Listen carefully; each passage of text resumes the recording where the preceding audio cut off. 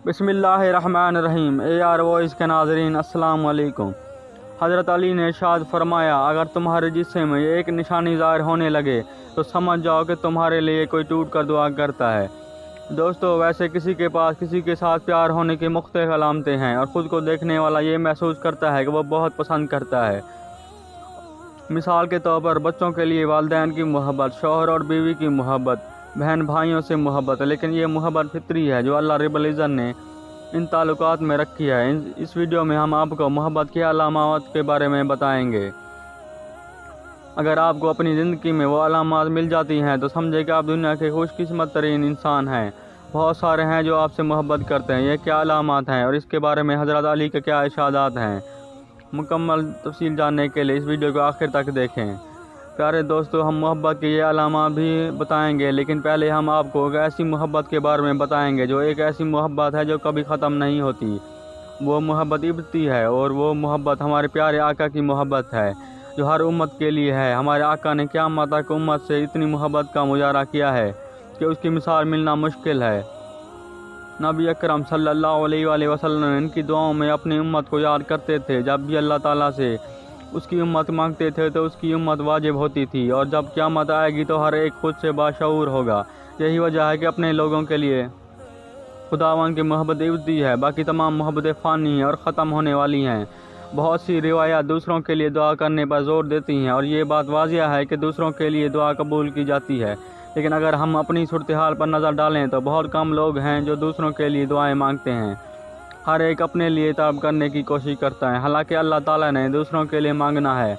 रसूल अल्लाह सल्लल्लाहु अलैहि वसल्लम ने फरमाया, पेट के पीछे से एक मुसलमान की दुआ कबूल होती है। जब कोई मुसलमान भाई के लिए दुआ मांगता है तो एक फ़रिश्ता उस दुआ के सर के करीब खड़ा होता है और हाँ, फ़रिश्ता उसको आमीन कहता है और यूँ कहता है कि आपने मुसलमान के लिए दुआ की है, आपके लिए खुशखबरी है कि वही नेमतें और दौलत पाएँ।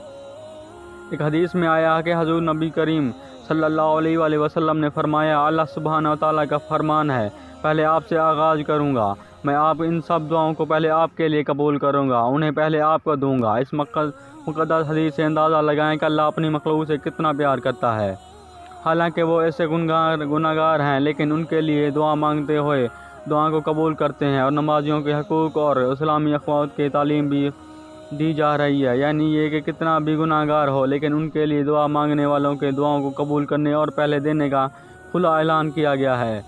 इसके अलावा इस हदीस में ये भी दिया जा रहा है, यानी जब नमाज़ पढ़ते हो तो न सिर्फ अपने लिए बल्कि अपने वालिदैन, बहन भाइयों और दोस्तों के लिए भी दुआ मांगनी चाहिए, बल्कि सारी इंसानियत के ख़दम के साथ बंदे के लिए दुआ करनी चाहिए जिसके साथ अल्लाह ताला से दुआ गो है। खुदा ताला इससे इतना ही राज़ी है जैसा कि पहले जिक्र किया गया है। ये प्यारे रब की ज़िंदगी मुताला से जाना जाता है। इमाम गज़ाली कहते हैं कि उन्होंने हमेशा अल्लाह ताला से अपनी उम्मत के लिए दुआ की है और हमेशा अपनी उम्मत की फ़िक्र में रहते हैं। क्या कहा जाता है कि ये इसके लिए इतना ही काबिल कबूल है और फ़रिश्तों से इसके लिए दुआ मांगने का बेहतरीन तरीका ये है कि हदीस पाक में इसी तरह बयान किया गया है कि जब कोई मुसलमान अपने मुसलमान भाई के लिए फलाह बहूद के लिए दुआ करता है तो अल्लाह रब्बुल इज़्ज़त के फ़रिश्ते अल्लाह ताला फरमाते हैं, वला कल मिल ज़ालिका, यानी अल्लाह का बंदा, अल्लाह ने यह भी आपको अता किया है जो मुझे खुशी है। वो इन लोगों के दुआओं का समर है जो आपके पेट के पीछे नमाज़ पढ़ रहे हैं। ये उनकी दुआओं की वजह से है कि आपको खुशी मिलती है। और अक्सर ऐसा होता है कि आपको अचानक या गैर मुतवक्का तौर पर कुछ खुशी मिलती है जो आपके मामूल के लिए मौजू नहीं है, सूरत हाल लेकिन गैर मामूली है। अगर आपके साथ कभी ऐसा हुआ है तो फिर जान लें कि कोई आपके लिए दुआ मांग रहा है। इस बारे में हज़रत अली फरमाते हैं, ऐसे वक्त भी आते हैं जब आप बहुत खुश महसूस करने लगते हैं और ख़ुशी के जज्बात आपके अंदर बढ़ने लगते हैं, और फिर जान लें कि कोई आपके लिए मौजूद है, हाँ, वो दुआ मांग रहा है। इसलिए कहा जाता है कि खुशकिस्मत इंसान है वो जो अपने दोस्त की वफ़ादारी और माँ की दुआएं हासिल करता है। एक वाक़या मशहूर है ये कि जब हज़रत मूसा अलैहिस्सलाम खुदा से मिलने पहाड़ पर जाते थे, जो हज़रत मूसा अलैहिस्सलाम की वालदा की वफ़ात हुई और हज़रत मूसा अलैहिस्सलाम इससे मिलने पहाड़ पर गए। गैब से एक आवाज़ आई, ऐ मूसा, आपकी वालदा की दुआ आपके लिए साथ होती थी, लेकिन आपके पीछे कोई दुआ करने वाला नहीं है। तो हमें उनकी तारीफ़ करनी चाहिए जो हमारी पीठ के पीछे दुआ करते हैं। والدین اس فہرست میں سارے فہرست ہیں، ان کے علاوہ بہن، بھائی، دوست اور دیگر رشتہ دار بھی نماز میں شریک ہو سکتے ہیں۔ اسی طرح خدا علماء فقہ اولیاء سے تعلق رکھتے ہیں، وہ بھی پوری انسانیت کے کارماد ہوتے ہیں، وہ پوری انسانیت کے لیے دعائیں مانگتے ہیں۔ ہمیں ان کی قدر کرنی چاہیے اور ہمیں ان کو اپنی دعاؤں میں بھی شامل کرنا چاہیے۔ مفسرین کا کہنا ہے کہ دوسروں کے لیے جو دعا مانگی گئی ہے وہ منافقت سے دور ہے۔ کسی کے پیٹھ کے پیچھے اس طرح کی نماز عاجزی سے محض محبت کی بنا پر ادا کی جاتی ہے جس میں اخلاص بہت زیادہ ہوتا ہے، لہذا غائب کی نماز غائب ہے۔ مفسرین کا دوسروں سے دعا مانگنا قبول کیا ہے، اس لیے کہا جاتا ہے کہ ایسا شخص دنیا کا سب سے خوش قسمت انسان بن جاتا ہے جس کے لیے لوگ غیر حاضری میں نماز پڑھتے ہیں۔ حضرت عبداللہ بن عباس سے روایت ہے کہ حضور نبی کریم صلی اللہ علیہ وآلہ وسلم نے فرمایا، مظلوم زائرین کی، بیماروں اور مجاہدوں کو اور کسی دوسرے مسلمان بھائی کے لیے مسلمان بھائی کی التجا کرنے کی یہ 5 دعائیں قبول کی جاتی ہیں۔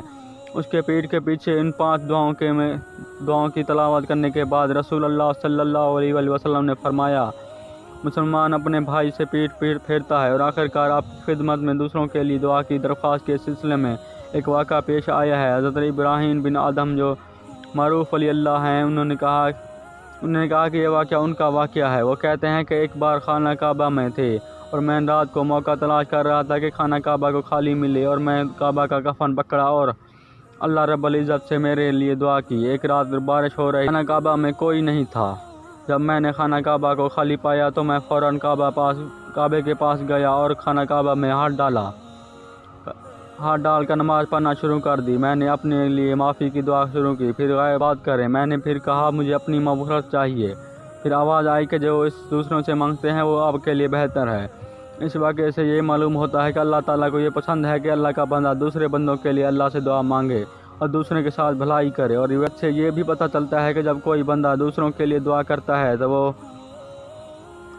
تو اس کے لیے پہلے دعا قبول کی جاتی ہے اور بعد میں دوسروں کے لیے، لہذا جب بھی دعا مانگنی جائے دوسروں کو بھی اس کی نمازوں میں شامل کرنا ہوگا۔ اگر محبت بکھر گئی ہے تو محبت مل جائے گی۔ اور زیادہ سے زیادہ اس ویڈیو کو اپنے دوستوں کے ساتھ شیئر کیجیے، اور ویڈیو پسند آئی ہو تو چینل کو سبسکرائب ضرور کریں۔ شکریہ۔